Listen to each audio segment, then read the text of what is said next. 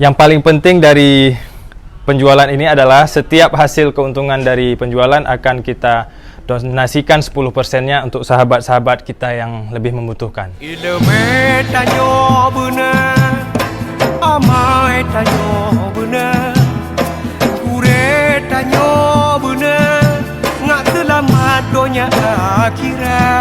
Perkusi Aceh mencetak 3 warna baju, warna putih, warna hitam, dan warna merah marun.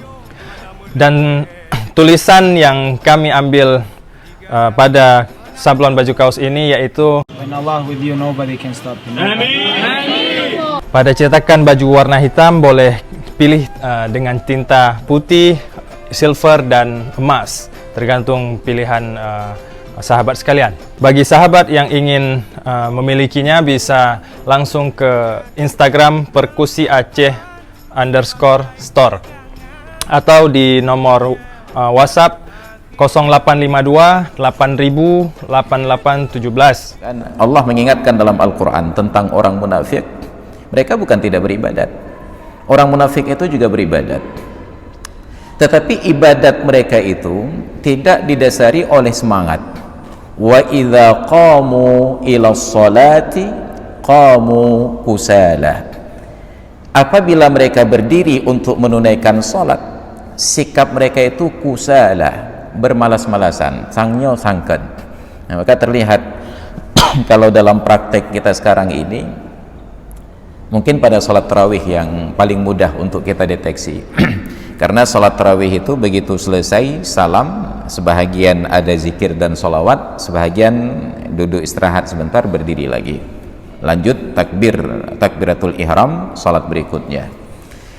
Bagi orang yang semangat, nasyat, begitu imam bangkit, dia bangkit, karena ada fadilah selain dari fadilah di salat di masjid, selain dari fadilah salat berjamaah, selain dari fadilah salat di saf yang pertama, ada fadilah takbiratul ihram bersama-sama dengan imam.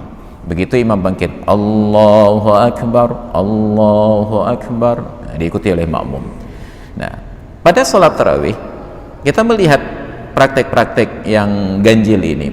Imam bangkit berdiri takbiratul ihram untuk salat berikutnya, ada makmum itu melanjutkan duduk dulu, sambil barangkali bertopang ke belakang atau berpangku lutut. Apa yang dia nanti? Amin.